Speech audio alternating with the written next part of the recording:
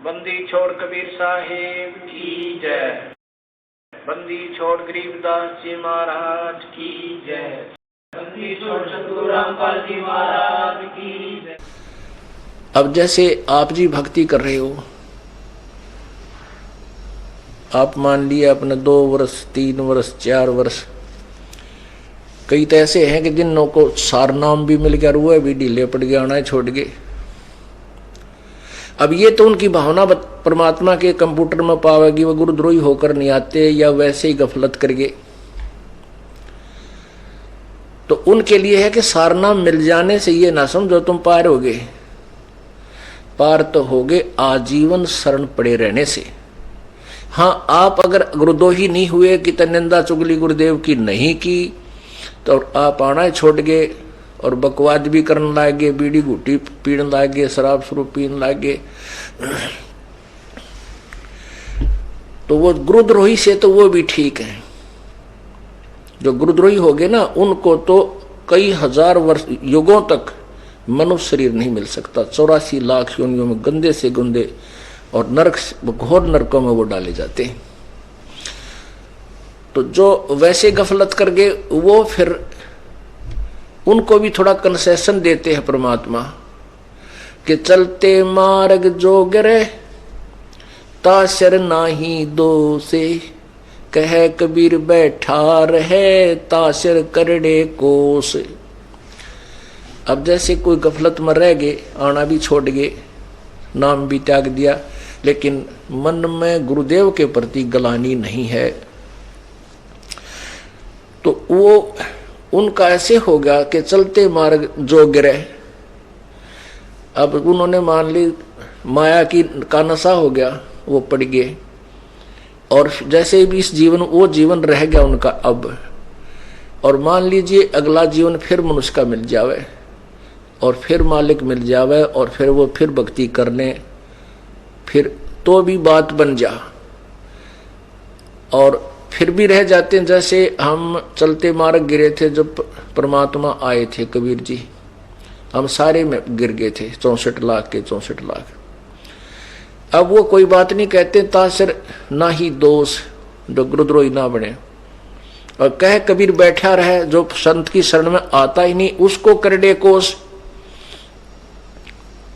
कैसे करड़े कोस? जैसे हमने अपने यहां से और हिसार जाना है, यहां से 35 किलोमीटर 30 किलोमीटर हिसार है, हम चल पड़े सारे, कोई तो 2 किलोमीटर चलते बैठ गया, लाली घुटी बैठ पी का पड़ गया, रात वहीं कर दी। सुबह फिर आँख खुली और उसको याद आ गया, किसी ने कहा क्यों बैठा है, चल अपने घर में, फिर उठ कर चल पड़ा।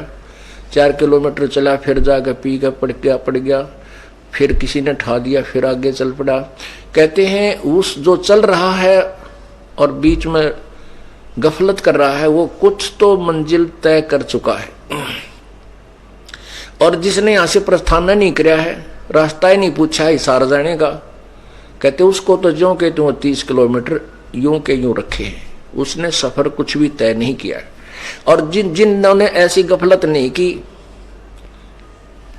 और कोई उन्होंने ऐसी अपना टाइम वेस्ट नहीं किया, वो अपने सीधे चल रहे हैं, वो माने शाम तक पहुंच जा, वो उसी दिन अपने घर पहुंच जाएंगे हिसार में।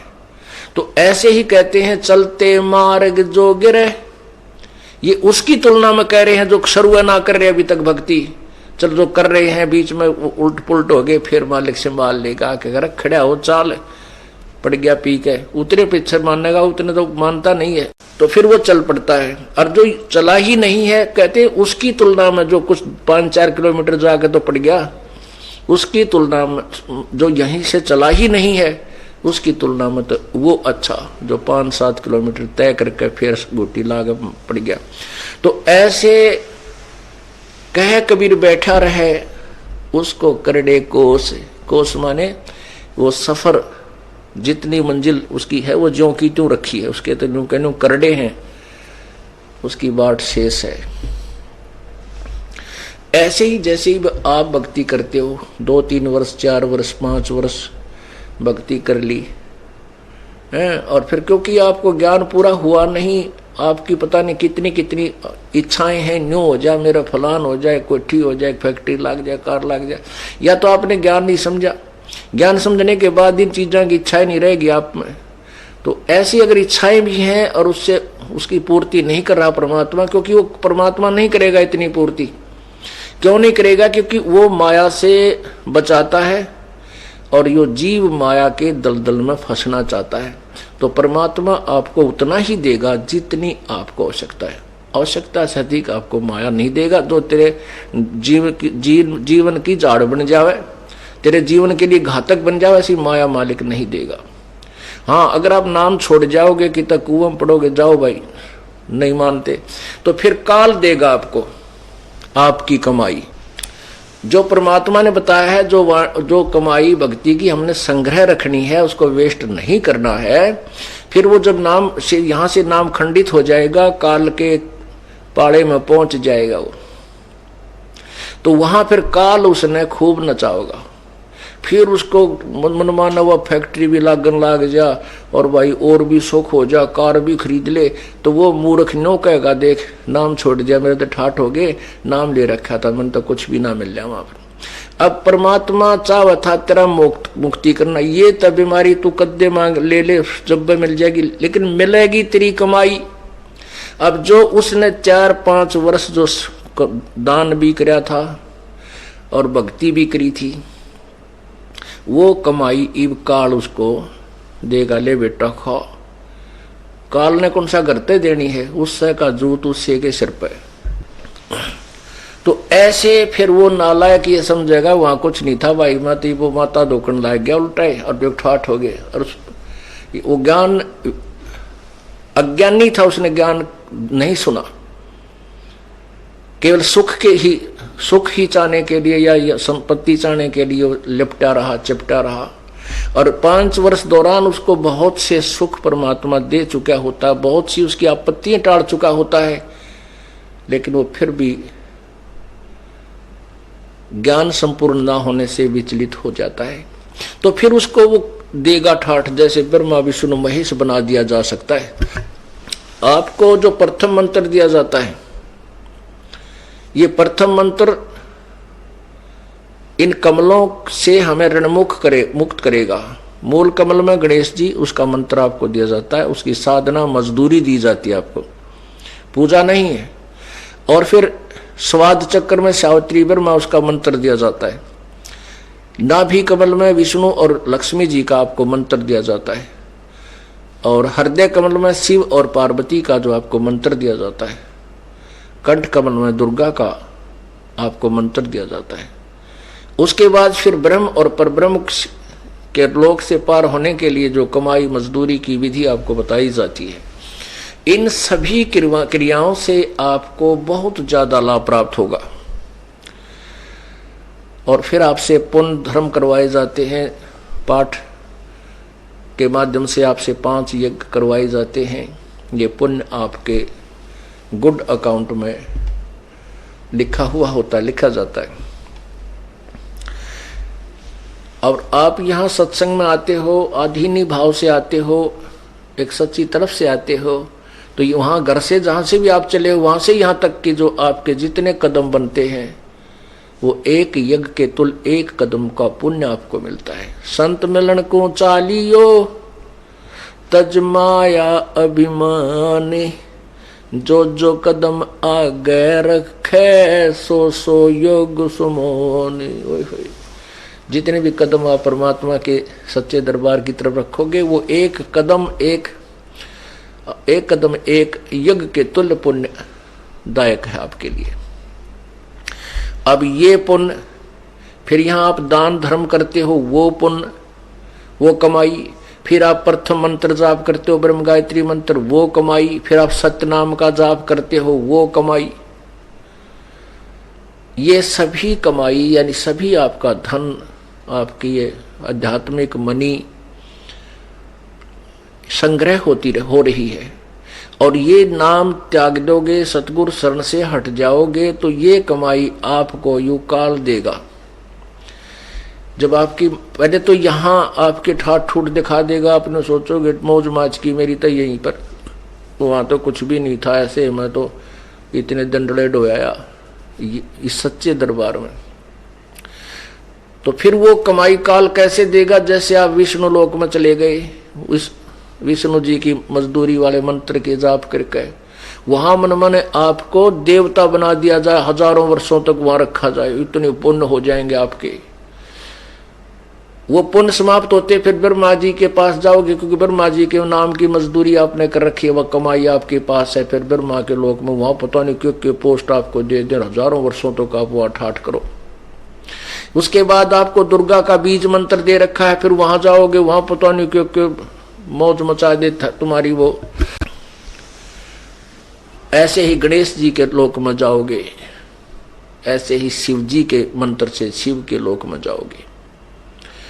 शिव मंडल ब्रह्मापुरी चाहे विष्णु लोक में हो, हमरे गुण भूले नहीं तो आन छुटाऊं तो। फिर रह गया सतनाम। अब ये सतनाम में जो सिमरण विधि आपको बताई है, जो तरीका है इसका सिमरण का यथार्थ जो किसी को मालूम नहीं, केवल कबीर परमेश्वर ने अपनी उन प्यारी आत्माओं को दिया है और उनसे आगे कसम खिला दी थी कि जब तक यह पिछली पीढ़ी नहीं आवे इस मंत्र को किसी को नहीं बताना। नहीं तो काल के दूत जो संत बने बैठे हैं, इनके हाथ ये नाम चढ़ गया तो आने वाले समय में हमारा संत या योदास आएगा तो उस समय उनकी भक्ति विधि में कोई डिफरेंस ना होने से समझ नहीं सकेंगे। अब सबकी भक्ति विधि सब ने पता है, दास ने भी उनकी छाप के समाचार पत्रों में बुक्स के माध्यम से सीरीज के माध्यम से समाज के पास भेज दिए कि ये संत ये नामदेह है, ये संत ये विधि बताते हैं, ये ऐसी सतिथि बताते हैं भगवान की। तो वो जो नाम है जिसमें ओम नाम, सतनाम के अंदर एक ओम मंत्र है, दूसरा तत्व सांकेतिक है, गुप्त है। ओम मंत्र ये ब्रह्म का जाप है और इसकी विधि दास बताएगा ऐसे है। तो उससे बहुत, उस विधि से इतना इतना मतलब कमाई बनती है इसकी बहुत ज्यादा। जैसे एक मजदूर मजदूरी करता है, 150 रुपये ले, सारा दिन माटी डोए, और एक सेठ प्रतिदिन 1 लाख रुपया लेके जाता है अपने गले में कमाई के, तो उसकी जो विधि है कमाई की उसमें अंतर है। तो ऐसे ही जो सिमरन आपको सतनाम का बताया है श्वास उश्वास से, ये बहुत कीमती है, इसकी कमाई बहुत गनी है। इसकी कमाई के विषय में आपको बताते हैं। सतनाम पालड़े रंग होरी हो, 14 लोक चढ़ावे राम रंग होरी हो, 3 लोक पासंग धरे रंग होरी हो, तो ना तुले तुलाया राम रंग होरी हो। एक सतनाम का सिमरण, एक सिमरण, एक श्वास उश्वास यानी पूरा सिमरण हो जा, इसकी कितनी कीमत है? ये कहते हैं 1 तुला, ये बैलेंस ताखड़ी का आकर तराजू, उसके 2 पलड़े होते हैं। कहते हैं उस एक पलड़े में तो सतनाम का एक सिमरण की कमाई रख दे, पूर्ण संत से लेकर के, यानी हर मर्यादा से किया हुआ ही कमाई कहलाती है। एक पलड़े में, जैसे हम दास का जन्म किसान घर में हुआ, तो जैसे गेहूं गुड़ शक्कर बूरा चने बाजरा ज्वार बेचते थे, तो बिजनेसमैन वो बनिए लोग घर पर ही तोलने आते थे।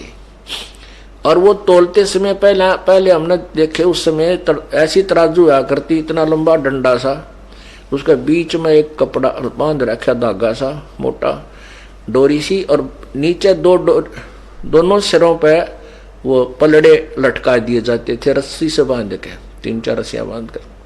तो वो उसको पहले यूं क्या करते, देख लाला जी देखा इसमें कोई गड़बड़ तो नहीं है तेरी तराजू में, फिर वो यूं करके दिखाता, वो एक पलड़ा ऊपर एक नीचे। तो उसको बैलेंस को बनाने के लिए, उस बैलेंस का, उसकी एरर निकालने के लिए, उसकी त्रुटि को ठीक करने के लिए जो कणक तोली जाती थी, उसी में से कुछ कणक उठाकर उस पलड़े में डालते थे, 2 ऊंचे को होता था। उसको उसके बराबर में लाने के लिए। तो उसी साइड में जिसमें थोड़ी सी कनक डाली है या गुड़ डाला है जो तोड़ रहा है, तो उसी में बट्टे रख दिए जाते थे और दूसरे पलड़े से फिर वो कणक तो ली जाती थी। तो उसको पास्यंग कहा करते थे कि तेरे तराजू में पास्यंग है, एरर है। और उसको जो कणक उस दूसरी साइड में डालते थे थोड़ी सी, उसको पास्यंग कहा करते थे। उसको कहा करते थे कि पास्यंग डाल इसमें, तो वो कणक डालता था 100 ग्राम या 50 ग्राम जितनी भी आती थी, उसको पास्यंग कहा करते थे। वो यूजलेस, वो उस कणक से जो तोली जो सौदा किया जा रहा उसका उससे कोई लिंक नहीं, पास्यंगता है। अब प्यारी आत्माओं, ये है वो सब संभेद, ये है वो पांचवा वेद जो आपको समझाया जा रहा है। और इसके एक सेंटेंस को, एक अमृतवाणी को सुलझाने के लिए कितने एग्जाम्पल कोड किए जा रहे हैं, जब जाके आपके हृदय में समाओगी। क्योंकि अज्ञान इतना ठोक दिया हमारे अंदर हृदय में कि तत्व ज्ञान इसमें समाना मुश्किल हो रहा है, लेकिन समा जाएगा। क्योंकि वो ज्ञान भी हमने सुन सुनकर अंदर ठोक दिया। अब ये ज्ञान इतना सुना दूंगा कि ये पहले वाला आपका बाहर निकल जाएगा और ये अंदर जाकर स्थान बना लेगा। यही तरीका है इसको ग्रहण करने का। तो क्या बताते हैं परमेश्वर कबीर जी द्वारा बताई गई महिमा आदरणीय गरीबदास साहिब जी, परम पूज्य कबीर जी द्वारा, कबीर परमेश्वर द्वारा बताई गई इस अमृतवाणी यानी सौसंवेद की वाणी को मैं क्या बता रहे हैं। सतनाम पालड़े रंग होरी हो और 14 लोक चढ़ावे राम रंग होरी हो। 3 लोक, ये पृथ्वी का राज और पाताल का राज और स्वर्ग का राज, तीनों लोकों के राज को ये अगर आपको मिल जाए, कहते इसको तो पास्यंग रख। अब देख लो आप दिन में सतनाम जिनको प्राप्त है, कम से कम 1000, 500, 2000 मंत्र तो डेली करते हो, चाहे कितने बिजी हैं, चलते फिरते बस में बैठ के खाते पीते। परमात्मा ने बेरा है कि काल पीछा छोड़े को ना, और ना इसने भक्ति की फुर्सत दे, फंसा सा दिया। तो परमात्मा ने ऐसी विधि बता दी कि नाम उठत नाम बैठत नाम सोत जागबे, नाम खाते नाम पीते नाम से लागबे। हमने देखा हमारे खेतों में जो हल जोड़ा करते थे हाली, कुछ तो हमारे मतलब हम उम्र थे, कुछ बड़े थे, तो तकरीबन हमने देखे वो क्या क्या करते, हल जोत रहे हैं और रागनी गा रहे हैं उसका पीछे पीछे है, कोई फिल्मी गाना गाता गाता अपना काम करा। परमात्मा के अब हम वही परिश्रम करते करते कहता आरती कर ले, रमैणी कर ले, और बातें मंत्र श्रवण करे राम नाम का, ना परमात्मा की महिमा के शब्द गान लग जा, तो वो उसके द्वारा बीजा हुआ अन्न भी परमात्मा के मंत्रित हो जाता है उस वाणी से। और फिर वो उस अन्न को कोई खावेगा, उसका वो दारों लग जाएगा। इब गावा रागनिर पीवा बीड़ी और फिर बीज बोए रत राग, उसका क्या असर होगा फिर उस बीज से, सारे नशेड़ी हो गए उसी तरीके से। तो ऐसे ही हमने इस समाज को बदलना है, इस प्रोसीजर को चेंज करना है।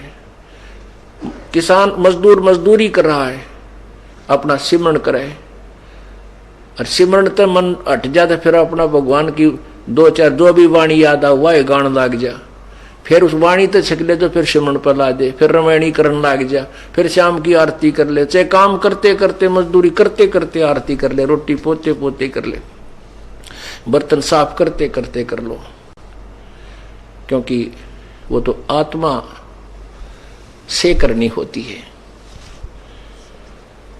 तो ऐसे जो कमाई कर ली और फिर मार्ग से भ्रष्ट हो गया, तो वो क्या होगा। अब ब्रह्म जैसे श्वास के सिमरण की कितनी कमाई, फिर एक ओम नाम के मंत्र की कितनी कमाई हो जाएगी जो सतनाम के अंदर है। तो उस ओम नाम की कमाई जो जिसकी अत्यधिक है और रह गया यही काल के जाल में, तो काल उनको सिलेक्ट कर लेता है। उनको इसने एक ब्रह्मांड में नकली कंस्ट्रक्शन करवा रखी है, नकली सतलोक, नकली अलखलोक, नकली अगम और नकली अनामी लोक। उनमें रखता है। ये बोली बूझ वानो समझो आगे सतलोक, और फिर उन्हीं में से सिलेक्ट करके ब्रह्मा विष्णु महेश की पदवी पर रख लेता है। और जो दूसरे मंत्र का है उसी के आधार वो कमाई फिर उनको वो तो ब्रह्मलोक में खत्म करवा दी ओम आड़ी तय, और फिर उसको उस जो दूसरा मंत्र है जो हमने आगे चलकर ऋण देना था उस पर ब्रह्म के लोक से पार करने के लिए, उस सतनाम के दूसरे मंत्र की कमाई से ब्रह्मा विष्णु महेश और ऊंचे ऊंचे धर्मराज आदि की पदवी दे देता है। कमाई इन ने की वह जो कबीर परमात्मा की शरण में किसी समय की हुई होती है, वही फिर कोई ऋषि बन जाता है, कोई देवता बन जाता है, वो होती तो उनकी पिछली कमाई है भक्ति की, लेकिन उस समय जो वो डरेड होते हैं उससे केवल सिद्धियां आ जाती हैं। जो तप करते हैं और किसी मंत्र का जाप करके वो सिद्धियां प्राप्त करते हैं, मोक्ष की कमाई नहीं होती उनकी। तो इस प्रकार ये काल का भयंकर जाल है। तो कहने का भाव ये है कि आप ये नहीं कि नाम ले लिया और सार नाम ले लिया और पार हो गए, नहीं, अब तो आप भगत बने हो। अंतिम श्वास तक प्रभु के चरणों में गिरे रहना पड़ा रहना होगा। कहते हैं पाकी खेती देख कर गर्भियो मत किसाने, अब हु झोले बहुत हैं घर आले तब जाने। कहते हैं फसल पक रही है जैसी वर्तमान में, और कहते किसान को कहता अब अभिमान मत करना, अब इतना बेरा कितनी गर्द फड़ शेष रहती हैं, कोई ओले पड़ जा, आंधी आ जा, वर्षा घनी हो जा। कहते तेरे घर आले जब अपनी मानिए अभी तेरी नहीं है। ऐसे ही कहते तूने सोचा मैंने सार नाम मिल गया, मैं भक्ति कर रहा हूं, कहते अभिमान मत कर लेना, अभी तक काल के बहुत ज्यादा जोके शेष हैं, सतलोक पहुंच ले जब पीछा छूटा मानिए, कि तब तक मालिक के चरणों में पड़ा गिरा ही रहना। द्वार धनी के पड़ा रहे धक्के धनी के खावे, 100 काल जकजोल ही पर द्वार छोड़ ना जावे। राम नाम रटते रहो, राम नाम रटते रहो जब तक घट में प्राणी, कब हो तो दीन दयाल के भनक पड़ेगी कान। के अंतिम श्वास तक नाम जपता रहे और कदे तो दीन दयाल के भनक पड़ेगी कान, और जब वो प्रसन्न होगा 1 सेकंड में आपको सतलोक बैठा देगा। 1 सेकंड के अंदर ऊपर पाओगे तुम, काल में पता भी ना चले कौन से रास्ते गया। ये उनके लिए व्यवस्था होगी जो अंतिम श्वास तक परमेश्वर की शरण में इस दास के माध्यम से लगे रहेंगे। गीता जी अध्याय नंबर 8 के श्लोक 13 में स्पष्ट किया है कि ओम इति एक अक्षरम, ओम इति एक अक्षरम माम व्यवहारन ब्रह्म अनुसमरण, माम ब्रह्म मुझ ब्रह्म का तो ये एक ओम मंत्र है, केवल ये एक ओम अक्षर है। उच्चारण करके सुमरण करने का यह पर्याति तजन देहम सयाति परमाम गतिम, जो अंतिम सांस तक प्राण त्यागने तक इसका सिमरण करता है वो परम गति को प्राप्त होता है। काल कहता है वो मेरे वाली परम गति को प्राप्त होता है। यही परमात्मा कहते हैं द्वार धरणी के पड़ा रहे। गीता जी अध्याय नंबर 8 के श्लोक नंबर 7 और 5 में गीता ज्ञानदाता कहता है कि मेरी भक्ति कर तो मेरी शरण में रहेगा, ये नियम है। फिर ये नियम है कि उस भगवान की भक्ति करेगा, परम जीव पुरुष परमेश्वर की, उस पूर्ण ब्रह्म की तत्वदर्शी संत से लेकर के, तो उसकी शरण में उस भक्ति के कारण ही वहां जाएगा, उस भक्ति बल से वहां जाएगा, यानी उस परमात्मा उस कमाई के कारण ही तो सतलोक उसके पास जाएगा। और वही परमात्मा इन सभी पुराणों, गीता जी, वेदों, पवित्र वेदों आदि का सारा ज्ञान बता रहे हैं अपनी सिंपल लैंग्वेज में। वो संस्कृत भाषा है, ये अपनी सिंपल साधारण संत भाषा है जो जनसाधारण समझ सकता है। तो परमात्मा ने एक और उपकार किया हमारे ऊपर, उस गूढ़ संस्कृत की बजाय वही ज्ञान सिंपल लैंग्वेज में दे दिया, जनसाधारण समझ सकता है। लेकिन हमारा ये ना जचन दी नकली संतों ने ये विश्वास नहीं होने दिया कि कबीर जी जो कह रहे हैं ये वेदों का ही और गीता जी में ही प्रमाणित है। लेकिन अब हम शिक्षित हो गए, हम सामने देख करके तुरंत मान जाते हैं सचमुच परमात्मा ने पहले भी यही बता रखा था, वो पूर्ण ब्रह्म ही है जो वेदों को भी जानते थे, जबकि अशिक्षित लोग कहा करते हैं उनको। अशिक्षित होते हुए वेदों का ज्ञान जानते हैं, इसका मतलब वो परम पिता परमात्मा थे, वह सर्व भाषा से परिचित थे।